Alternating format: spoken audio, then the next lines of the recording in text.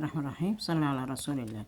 النهارده هنعمل طريقة عمل زبدة الفول السوداني. عبارة عن لنا قشرت كوبايتين سوداني. تمام.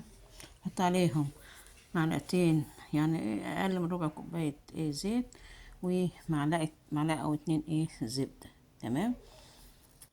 وناخدهم ومعلقتين عسل ولا حاجة، وكله في في الكب عشان بتنعم الصغيرة بتاعت الخلاط.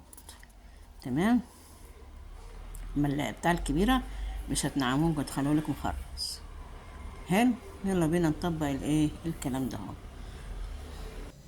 انا حطيت حبة الزيت. تمام. وادي معلقة الزبدة. تمام. وانا كنت حاطة قبل كده يعني بصراحة. وليه وحطيت، بس انا نسيت يعني اصور اللقطات دي. حطيت عسل نحل بالمكسرات. وانا في معلقه اهي هحطها كمان. تمام. وده هي عسل اهو، عسل النحل نازل على تحت، وعليه المكسرات الحلوه ديت. ناخدهم بقى ونفرهم وننعمهم مع باقي الخليط. بندقايه يعني. تمام.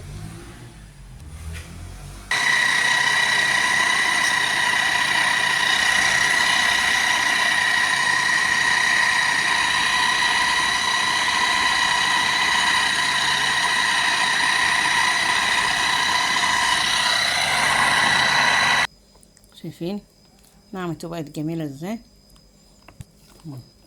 ده بقى وتفرديها بقى على التوست او السندوتش او اللي انت عايزاه. شايفين بقى؟ خدوها بقى ونفردوها على التوست الجميل ده. تمام.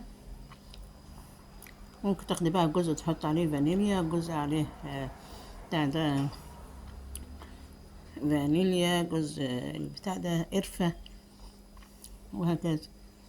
ولا في اللانش بوكس للأطفال. ودي أحلى أكلة.